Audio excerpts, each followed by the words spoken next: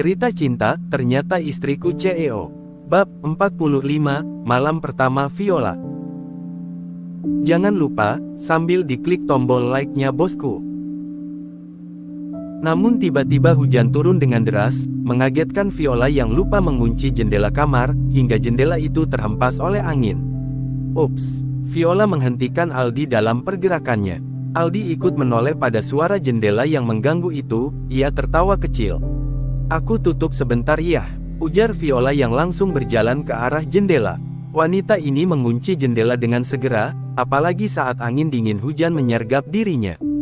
Tiba-tiba tangan kekar Aldi melingkar di pinggangnya yang langsing, pria itu memberikan bisikan lembut di telinga Viola. Kamu siap? Tanyanya. Viola merinding saat hangat nafas itu menyentuh telinganya, namun dengan susah payah gadis ini mengangguk pelan, sambil mereguk salivannya dengan berat. Tanpa kata-kata lagi, Aldi mulai main satu ke mati leher jenjang Viola, memberikan beberapa tanda merah di sana, membuat Viola semakin tenggelam dalam rasa yang indah.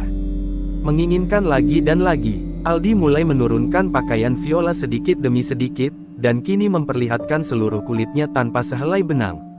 Membuat gejolak membara dalam dada pria ini. Ah!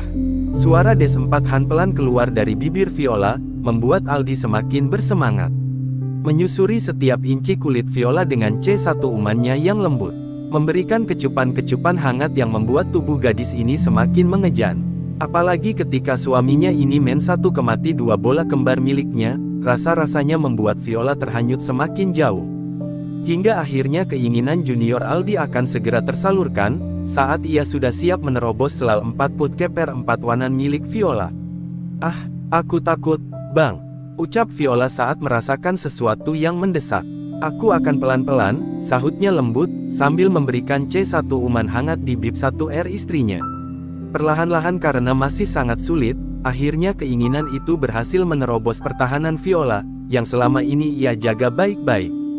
Rasa itu semakin membuncah, saat setetes air mata jatuh di pelupuk mata Viola, menahan sedikit perih namun juga rasa nikam 4T yang luar biasa. Ah! Pekik Viola tertahan, keduanya semakin terbuai dalam rasa cinta yang dalam, seakan alam pun mendukung, dengan menurunkan hujan deras yang semakin membuat pas suhu udara. Aldi mempercepat tempo permainannya, membuat Viola mencengkeram spray hijau itu sambil main satu ke mati rasa yang begitu membuat ia lupa akan segalanya. Aoh! Suara Des4Han panjang terdengar pelan dari keduanya, membuat Aldi terjatuh di samping Viola. Pria ini menatap mata Viola, tersenyum lembut dengan nafasnya yang tersengal-sengal. Viola membalas tatapan dalam suaminya, juga tersenyum manis padanya. Makasih ya, ucap Aldi, sambil mengecup kening Viola. Makasih udah menjaga diri kamu, lanjut Aldi lagi. Viola mengangguk perlahan, mengelus dada bidang suaminya. Menenggelamkan wajahnya dalam pelukan sang suami, membuat perasaan mereka semakin dalam satu sama lain. Aldi menutup diri mereka dengan selimut, membiarkan Viola mendusal di dadanya, mereka saling memeluk. Hingga terlelap dalam kelelahan. Keesokan harinya, pagi yang masih hening, Viola terbangun oleh suara azan yang menggema lembut di kejauhan. Ia membuka matanya perlahan, melihat Aldi yang masih terlelap di sisinya, mereka masih saling memeluk. Suara rintik hujan yang tersisa menyentuh genting di atas, menciptakan irama alam yang menenangkan.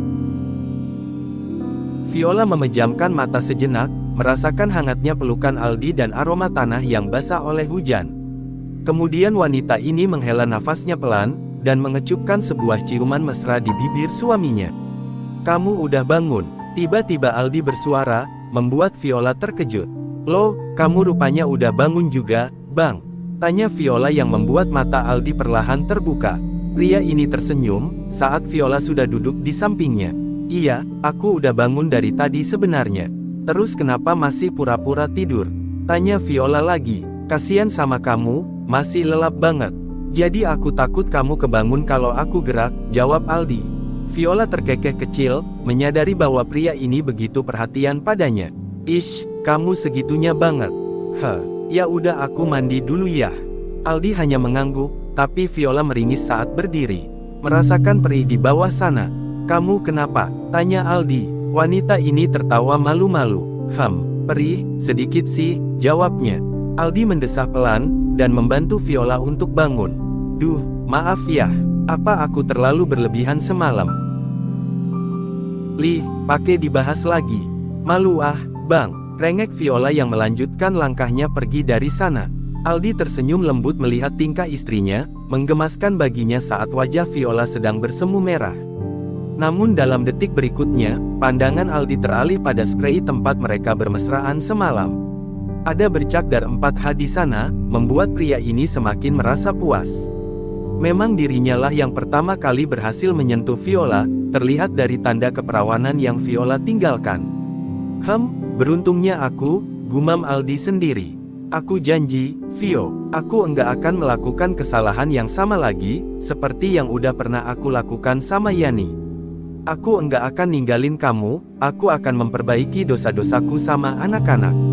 Aku akan buat kalian semua bahagia, gumamnya lagi, lalu beralih dari sana. Beberapa saat kemudian, setelah selesai membersihkan diri, Viola dan Aldi kembali ke dalam kamar itu. Mereka saling menatap dalam kecanggungan. Mau sholat? Tanya Aldi. Viola mengangguk malu-malu. Kita sholat bareng ya? Ajak Aldi lagi. Viola tersenyum, dan mengangguk lagi. Belum ada kata yang keluar dari bibirnya. Namun mereka berdua bersiap di atas sajadah yang telah mereka gelar bersama. Momen ini juga adalah yang paling istimewa bagi Viola. Ada ketenangan mendalam setiap kali ia dan Aldi bersujud bersama, menyerahkan diri mereka pada Tuhan Yang Maha Esa. Allahu Akbar, suara takbir terdengar. Viola merasakan kebahagiaan yang tak tergambarkan. Saat Aldi menjadi imam dalam sholatnya, melantunkan doa dan takbir dengan suara lembut, ia seolah terbawa pada kedamaian yang dalam. Ada keindahan dalam kebersamaan mereka, dalam rasa cinta yang mereka bangun, dan dalam ikatan iman yang semakin menguatkan hubungan. Assalamualaikum warahmatullahi. Assalamualaikum warahmatullahi. Selesai ibadah mereka berdoa bersama, berserah diri kepada Tuhan dan memohon ampunannya. Setelah selesai, Viola langsung mencium tangan suaminya, dan Aldi membalas dengan ciuman di kening. Alhamdulillah, ucap Aldi penuh rasa syukur. Viola tersenyum lembut, lalu mengelus pipi suaminya lagi.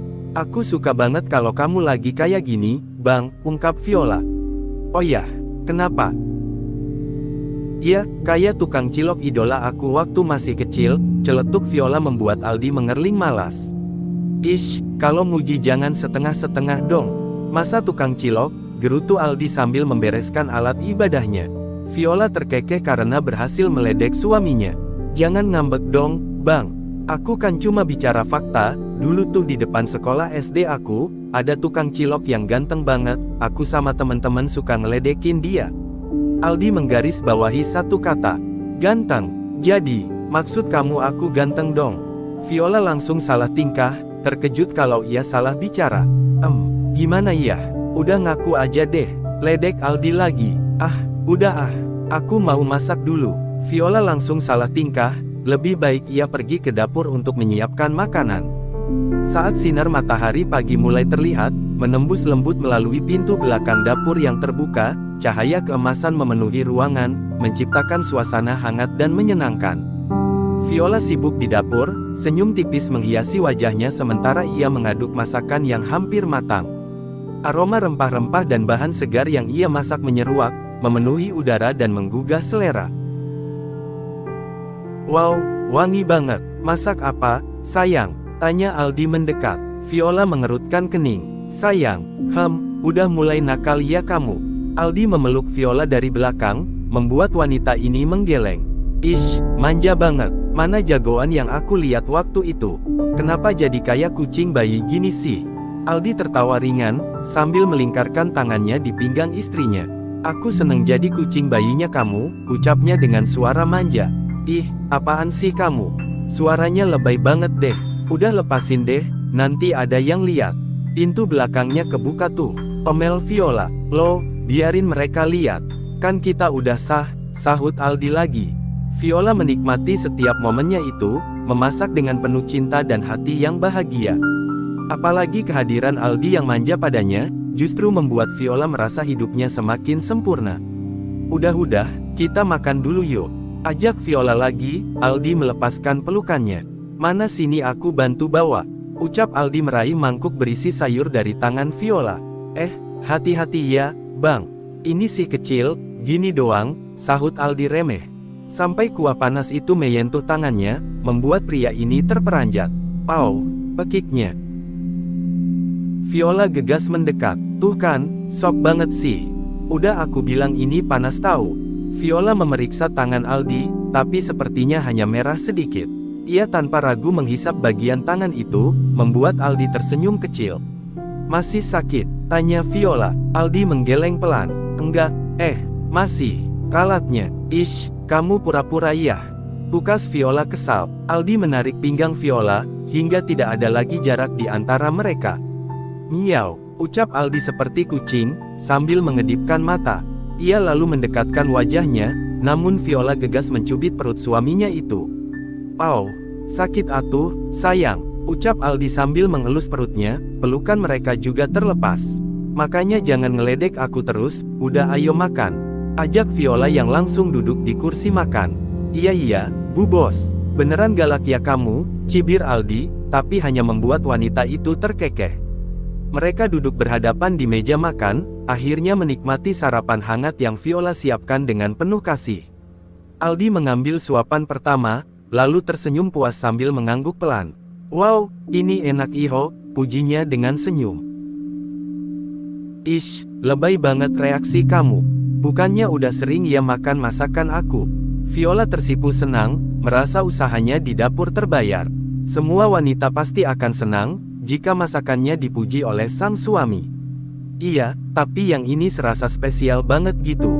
Kaya apa? Tanya Viola. Kaya warteg pinggir jalan, celetuk Aldi. Kini Viola yang mendengus kesal. Aldi terkekeh melihat ekspresi Viola. Enak kan dipuji sarkas, ledek Aldi. Oh, jadi kamu balas dendam nih ceritanya. Sahut Viola lagi tertawa. Mereka makan dengan keceriaan dan kegembiraan. Hingga akhirnya Viola memulai obrolan seriusnya. Bang, panggilnya Pelang. Iya, paspor aku udah dikirim sama mama, sore kemarin udah sampai. Aldi manggut-manggut, ia paham apa maksud istrinya. Terus, tanya Aldi, sore ini aku akan pergi ke Jepang, sahut Viola. Aldi terdiam sejenak mendengar ungkapan itu, kunyahannya menjadi pelan tidak excited seperti tadi. Seperti ada banyak hal yang sedang ia pertimbangkan, namun Aldi tahu. Viola pasti sudah sering melakukan perjalanan bisnis yang jauh, ketika ia memegang Aditama dulu. Kok kamu diem sih, Bang? Tanya Viola lagi. Enggak boleh ya. Aldi menghela nafasnya dengan berat. Kamu akan mengibarkan bendera perang dengan Aditama, kalau kamu mempromosikan proyek ini ke Mitsui. Viola mengangguk paham, namun kilat matanya tidak menunjukkan rasa ingin mundur sedikit pun. Aku tahu, Bang, aku memang yang akan memulai perang ini, sahut Viola yakin. Keduanya terdiam sejenak, tenggelam dalam pikiran mereka masing-masing. Namun beberapa saat kemudian, Aldi meraih tangan istrinya menggenggamnya dengan erat. Ia menatap manik mata itu, seakan menyalurkan sesuatu yang tak terlihat. Dengan senyuman ringan, Aldi berkata, tunggu aku pulang ya, aku akan anterin kamu ke bandara nanti. Hari ini aku akan pulang cepat. Viola menghela nafasnya dengan lega dan membalas genggaman tangan itu. Ia mengangkat tangan Aldi dan menciumnya lembut. Oke, Bang, aku akan tunggu kamu. Oh ya, satu lagi, kata Viola. Iya, kenapa? Aku berangkat ke sana nggak sendirian kok, kata Viola. Aldi mengerutkan kening. Oh ya, terus sama siapa? Ika, sahut Viola singkat. Aldi langsung terperanjat, membulatkan mata ke arah Viola. Pria ini hampir tersedak. Apa, kamu bakal pergi sama Ika? Beberapa minggu ini aku udah sering bicara sama dia, dan dia juga sering cerita sama aku, kalau ada beberapa panennya yang gagal. Ya udah, aku tawarin aja dia kerja. Oke, niat kamu udah baik, tapi kan, Ika orangnya pinter, Bang. Dia juga jago bahasa Inggris, kayaknya aku perlu orang kaya dia untuk bantu aku selama di sana. Dia enggak akan kesulitan berkomunikasi dengan orang lain, tutur Viola. Aldi tertawa, membuat Viola bingung. Loh, kamu kok ketawa? Enggak apa-apa, tadinya aku khawatir dan sedikit ragu, kalau kamu pergi sendirian. Ya, walaupun mungkin kamu udah sering melakukan perjalanan bisnis, tapi enggak tahu kenapa hati aku agak berat. Tapi, setelah dengar kamu mau pergi sama Ika, aku justru malah seneng loh. Lega rasanya hati aku dengernya, lanjut Aldi lagi. Viola tertawa kecil. Aku tahu kok. Emang Ika udah izin sama suaminya? Dan dibolehin? Tanya Aldi lagi. Iya, Bang. Kemarin aku ngomong sama suaminya sekalian, aku bilang ada proyek dari Pak Andi yang mengharuskan kita ke Jepang. Terus boleh? Viola mengangguk cepat. Dia malah seneng, Bang. Katanya buat pengalaman Ika, karena jangankan keluar negeri. Keluar pulau aja Ika belum pernah, kekeh Viola. Wah, nggak ngangka kamu udah sedekat itu sama Ika, berarti kalian juga udah siapin paspornya kan? Hehe, udah dong, Bang. Dari seminggu yang lalu. Aldi tersenyum dengan lembut, mengelus rambut Viola. Ya udah, tapi nanti tetap tungguin aku ya. Aku yang antar kalian. Siap, bos. Ucap Viola sambil mencubit pipi Aldi. Sore hari tiba. Desa itu terlihat begitu menawan di bawah semburat jingga yang perlahan-lahan menghiasi langit. Cahaya matahari yang mulai meredup memantul di atas sawah-sawah dan pepohonan, menciptakan siluet yang mempesona. Udara sore yang sejuk bercampur aroma rerumputan segar, menyelubungi desa dalam suasana yang asri. Viola sudah siap dengan kopernya, koper itu baru saja tiba kemarin. Bersamaan dengan paspor yang dikirim oleh Bu Siska dari kota. Udah siap? Tanya Aldi. Viola terdiam sejenak, melihat jauh ke depan rumahnya. Si Ika mana ya, Bang? Kamu udah kasih tahu tapinya. Kalau penerbangannya malam ini, udah kok. Aku bilang berangkat sore. Bentar aku telepon dulu. Viola mengeluarkan ponselnya. Namun belum sempat Viola menelpon, terlihat dari kejauhan sosok Ika yang berlari kecil. Didampingi suami dan anaknya yang berusia sekitar 9 tahun. Dia membawa beberapa gembolan besar di tangan, tampak sedikit kesulitan menyeimbangkannya, tapi wajahnya penuh semangat. Noh, dia, kata Viola, membuat Aldi menoleh ke arah yang sama. Saat mereka semakin mendekat, Ika melambaikan tangan ke arah Aldi dan Viola. Wah, maaf, aku telat ya. Wajahnya yang penuh senyum langsung memberi kesan tidak sabar. Viola mengerutkan kening. Ika, kok kamu bawa apa itu? Tanyanya lembut. Ika menoleh pada anak dan suaminya, yang tengah membawa pisang dan ubi jalar di tangan mereka. Ini kan buat oleh-oleh teman bisnisnya Pak Andi, Vio. Orang Jepang pasti seneng dibawain kayak gini. Langsung deh menang proyek itu Pak Andinya. Iya kan, Kang? Ika meminta validasi pada suaminya. Bener tuh, Neng. Di sana kan ubi kayak gini mahal harganya, suami Ika menimpali. Viola menggeleng pelan, sambil tersenyum kecil. Ya ampun, Ika, kamu perhatian banget sih. Woi ya dong, kita udah siapin semuanya. Ini ada koper besar juga. Walaupun udah jelek, tapi aku belum sempat masukinnya. Kita masukin di mobil aja ya. Saran Ika lagi. Boleh. Tapi, Viola menghentikan bicaranya. Tapi apa, Vio? Akan lebih baik kalau kita bawa barang-barang seperlunya aja, karena Pak Yuma juga enggak bisa ditemui sembarangan. Kita harus tepat waktu kalau mau ketemu sama dia, sesuai jadwal yang dia tentukan. Kayaknya, dia enggak ada waktu untuk bawa pulang ubi jalar ini, Viola menjelaskan. Gitu ya. Ika agak kecewa, tapi ia bukan tipe orang yang kecewa terlalu lama. Kalau gitu, ubi sama pisangnya buat menuhin pesanan Pak Lurah aja, Kang. Tadi kan dia pesen kita bilang besok. Udah sekarang aja deh anterin. Suami Ika juga mengerti. Ya udah atuh, Neng. Kamu berangkat aja sana, bawa ini aja nih. Baju. Emak hati-hati ya. Nanti Aceng petikin bunga sakura ya, Mak. Pesan anak Ika. Iya, nanti emak bawain sama pohonnya sekalian, sahut Ika membuat Viola dan Aldi tertawa bersama. Ya udah kalau gitu kita langsung berangkat aja ya. Oke, Vio, aku enggak sabar lagi nih, ayo. Ika terlihat excited. Aldi menepuk pundak suami Ika. Kang, ikut aja ngantar ke bandara, ajak Aldi. Pria itu menghela nafas lelah. Duh, gimana ya, Al? Pengen sih. Tapi kerjaan akang banyak banget, ini mau kirim gurame ke resto perbatasan. Enggak bisa kayaknya. Nih, si Aceng aja yang ikut ke bandara. Oh, gitu ya. Aceng mau ikut? Tanya Aldi pada bocah di samping Ika. Enggak ah, Aceng mau tampil nanti malam. Kan Aceng vokalis Marawis, nanti kasihan tim Aceng kalau Aceng enggak datang. Emak hati-hati aja ya. Tolak anak itu. Aldi menghela nafasnya. Ya udah kalau gitu, kita berangkat ya. Hati-hati, Al, pesan suami Ika. Iya, Kang. Ika segera naik ke mobil setelah bersalaman dengan suaminya. Mobil itu pun pergi meninggalkan kampung. Mereka melaju di jalan raya, melewati gedung-gedung dan deretan pepohonan, hingga akhirnya setelah hampir 2 jam perjalanan, mereka tiba di Bandara Internasional. Lampu-lampu terang dan hiruk-pikuk kesibukan bandara menyambut mereka begitu tiba.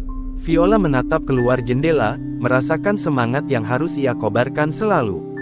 Nah, kita udah sampai. Penerbangan jam 7 malam, kalian bisa sholat maghrib dulu.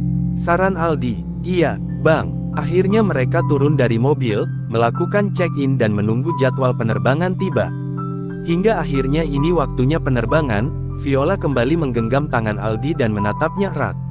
Aku berangkat ya, Bang. Aldi mencium kening Viola. Iya, kamu hati-hati ya. Dan cepat pulang kalau udah selesai. Siap, Bang. Ika tersenyum-senyum sendiri melihat kemesraan mereka. Idi, udah enggak malu nih ye, cium-cium depan umum, ledeknya.